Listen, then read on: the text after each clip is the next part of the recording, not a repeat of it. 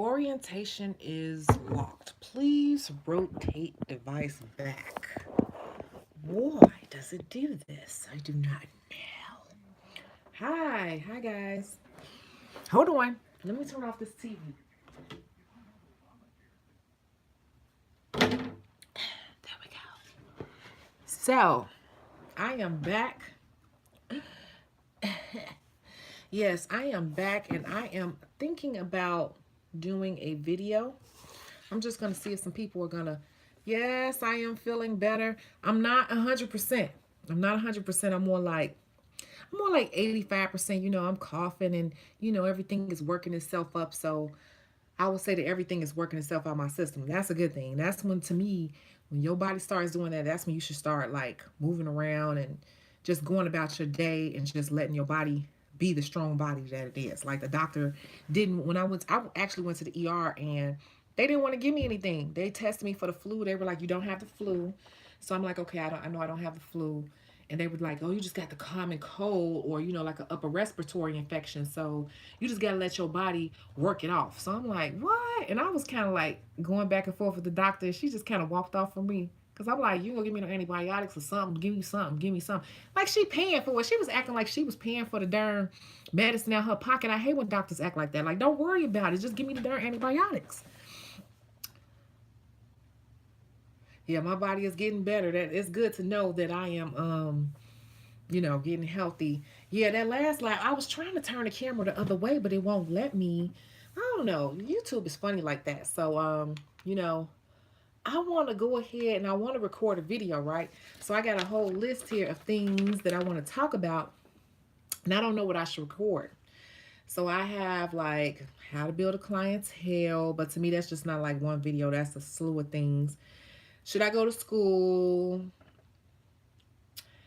How to clean your acrylic brush, talking about loyal clients, how to do mobile services, how to handle difficult clients, which we already kind of talked about that a little bit. Um, Talking about building your home salon, friends and family as clients, how to work from home, how to use influencers, how to make money, how I make like close to 2 G's in a week, like all those things. So I was like, well, maybe I should go live and ask people before I record, what should I make the video about? So I was hoping that somebody would come on here because I think the video that I'm about to do is going to be the power of the P, which I said I was going to do in another video, which is power of the pedicure. So I don't know if somebody wants to tell me. I'll give it a few seconds to see if somebody wants to tell me.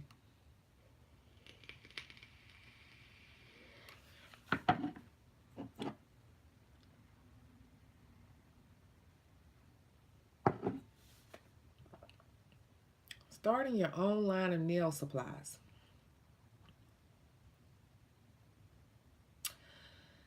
Okay, so I'm gonna tell you the truth because I done did so much in the industry and everything. It's like starting your own line these days is kind of it's easier than ever. But here's the thing: it's like it's so much information out here, and everyone knows where to get stuff from. It's kind of like if you're gonna start your own line, I'm just saying this from working in the hair care industry as a brand manager, that you got to have a lot of money to put behind that in terms of marketing because what's going to make people buy your products versus going on AliExpress, Amazon, or whatever and buying their stuff much cheaper than spending yours. Because if you're going to start your own line, initially you're probably going to be using a vendor who it could be kind of expensive at first. So I'm saying like unless you have a lot of money to put behind it to really market to say why people should buy your brand, and you're going to be giving out a lot of product for free at first so people can endorse your brand. Um, it's like I'm not saying don't do it, but I'm just saying like you have to be ready for something like that. So that's the thing about doing your own line of products. Like unless you're gonna do acrylic and stuff, but I mean I guess you could. I guess you could. I think that, when a person is going to buy your acrylic, it's like you really got to prove that your work is worthy. And because a lot of people are buying products, not because it's weird because people feel like if they buy your products, that their nails are going to be better or that theirs is going to turn out like yours because they bought your products. No one ever really says that, but that's what it is. It's like, well, if I buy Valentino, my nails are going to look like Valentino. It's like, Not really. You could buy the cheapest stuff and make it look just as good. It's all really about your skill set. So it's like unless you got a lot of money to put behind trying to convince people to buy your brand, it's like that's a whole undertaking. So you got to be. It ain't that funny. It's true though. Just working in marketing, my whole background is in marketing. I understand that people don't buy what the best thing is. People buy what the most popular thing is, and people buy what they're convinced to buy. You get what I'm saying? It's not even about it being the best, because some of the best stuff out here is not even expensive, but some of the best stuff out here is old school. Like for instance, I still use Blue Cross cuticle softener. Truth be told, I use Blue Cross cuticle softener in my pedicures. I use it on the nails to soften up the cute. I use Blue Cross on so many things, and Blue Cross is so old school, it don't make no sense. Like Creative came out with their cuticle softener. I don't use it because it's gummy and slippery, and I just don't like it, But everybody was swearing by it, and I couldn't get with it. So I'm not one of those people that's gonna follow the trend. I'm gonna follow what really works. And for me, a lot of stuff there still works. Like one product could work 5 different ways. For me, it's the old school stuff. So, that's the thing. Everybody's such a follower nowadays. Everybody is such a damn follower. So people don't really want what's good. They want what's popular, what's hot. So I don't personally really recommend doing that with the acrylic line unless you're going to, just kind of do it as like a side thing, as a hobby, unless you got a lot of money to put behind it to really market it, to build the brand up, because people are buying brands, not necessarily what's the best, but just what's the most popular. I'm thinking right now I'm going to do my video on the power of the P.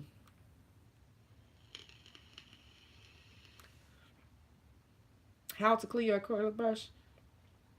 Okay, you know what? I had just wrote that down here, but really because this happened to me today. I was doing a client, and sometimes I get to working so fast. Like I was trying to leave out last night to go party. Because my books will take over. Okay, do you hear me? My books will take over where I don't have a life. And that's how I ended up being sick, because I wound up working 20, 30 days in a row. I'll be working right now if I hadn't closed my books out. And tomorrow I close my books out early.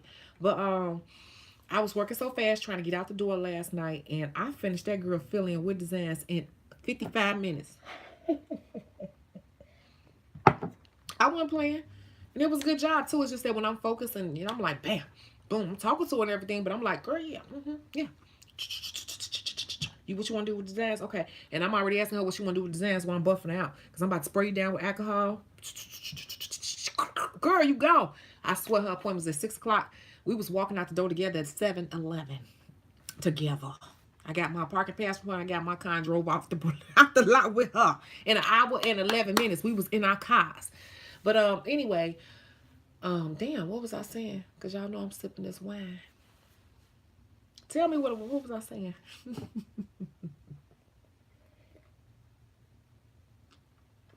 What was my point there? I don't even remember. Oh my God, that's so embarrassing. But oh, cleaning the brush. Okay, so I was rushing so much. I don't think I cleaned the brush last night. So today when I went to work, I was like, damn, this brush had a big ass clog in it. I was like, oh shit. Luckily, I keep like 3 acrylic brushes, like my favorite one, my eye one, and my one is like, I really don't like to use that one. So what I did was I took that brush. I was like, dang, it's clogged. You cannot lay acrylic good with no clogged brush. Don't do it, because it's going to be more work for you as you go along. I took that brush. I just soaked it in some acetone. Now, I know people say don't soak in acetone. It's okay to soak in acetone for a minute. Soak it in acetone. I went ahead and used my second best brush, and I did the person's nails. And then before I went to design her, I took that brush out. So 20 minutes later, I took that brush out, and it was clean. And then what I did was I soaked it in the liquid, because the liquid is going to act as a conditioning agent, And also, if a brush is really brittle and dry, you can soak in the acetone and kind of clean it out on the like if this is your paper towel, you can clean it out, pull all the stuff out or whatever. And then from that step 1, acetone is going to loosen it up. But then you can sit it in liquid. Liquid is going to kind of get it pliable. Okay, so that's going to be step 2. And if your brush feels really still brittle and dry to you, I still use my cuticle softener, my Blue Cross, and I'll put a few drops on there. That's what I did. But Dudley, they went crazy. Oh, yeah, Dudley, they going to go crazy over stuff, because I ain't gonna go into all that. But you know that my best friend ran the nail department there. Like Stella ran the nail department, and we used to talk all the time. Me and Stella hung together every Sunday. But yeah. So yeah. So then, if it's really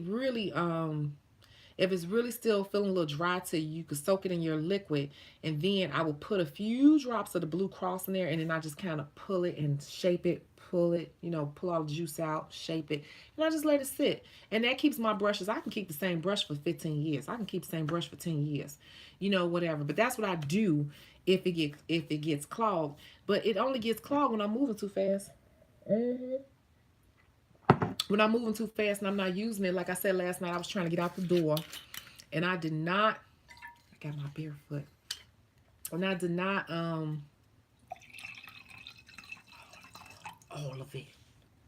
All of it in there. All of it. And I did not I didn't clean it good. So, it is what it is. Moving right along, I'm gonna record the power of the P.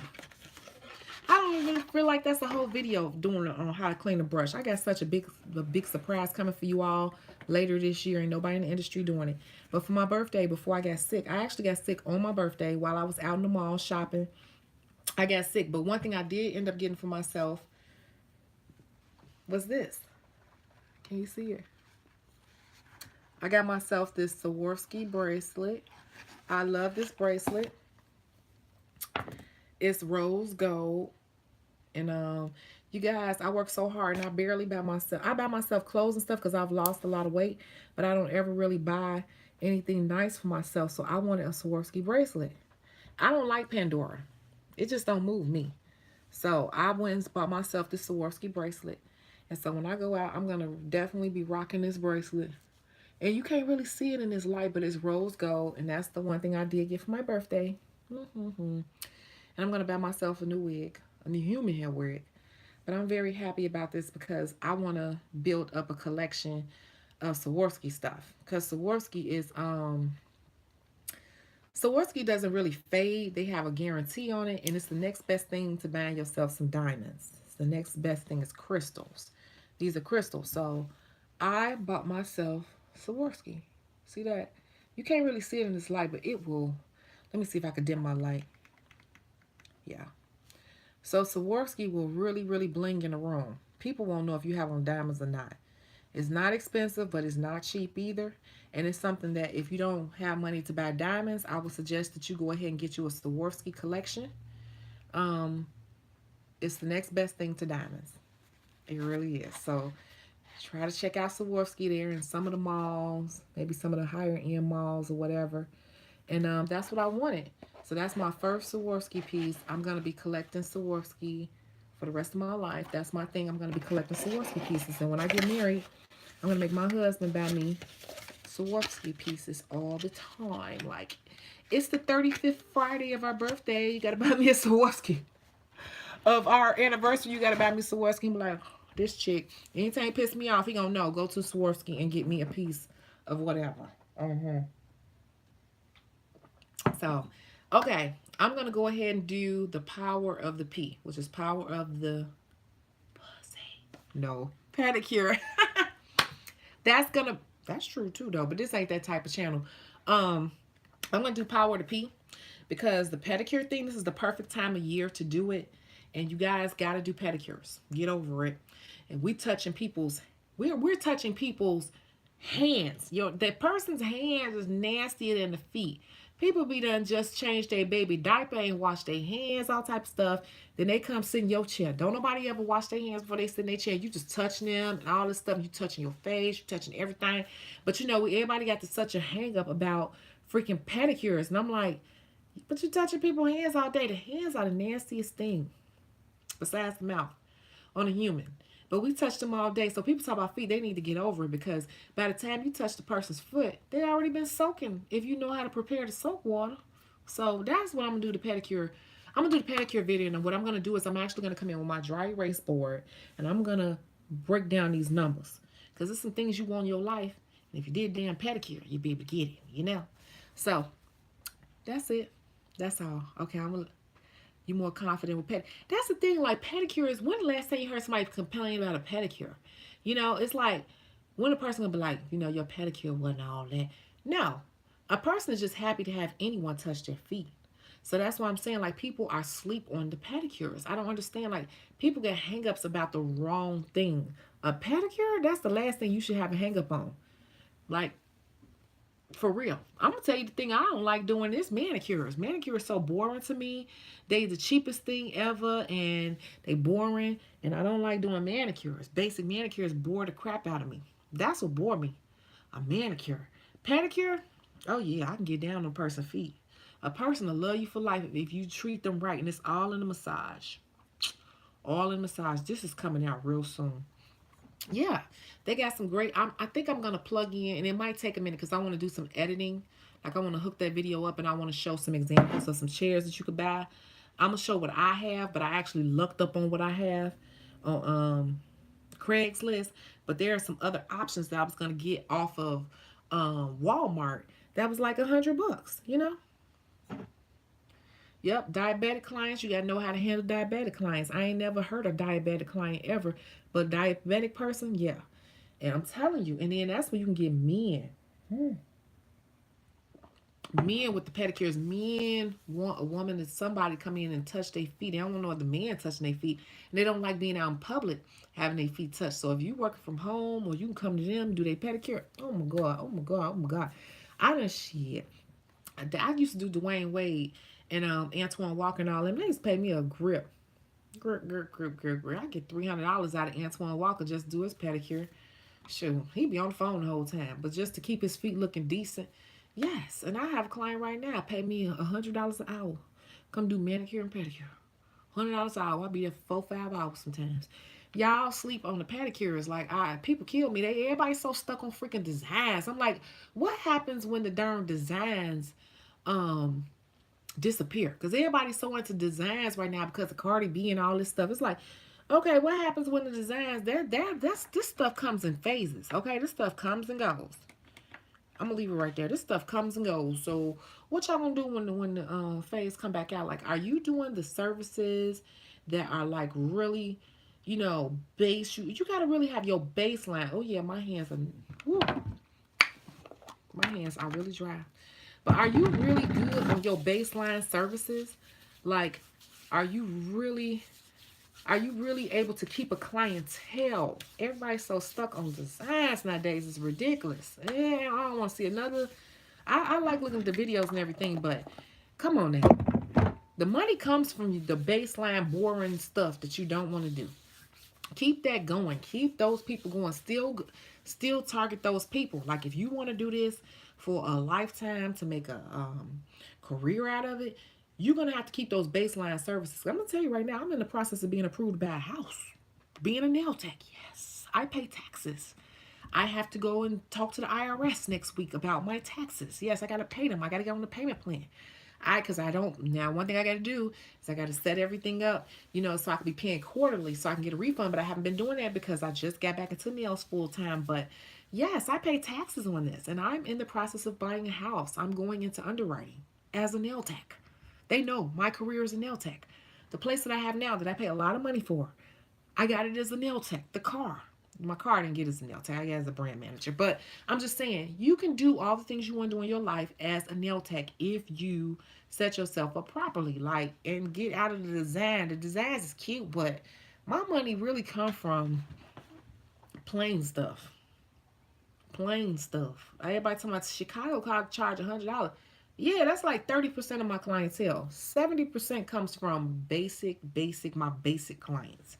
Them the most loyal ones. Them the ones when I moved back to Chicago from Atlanta, they came right back in my chair.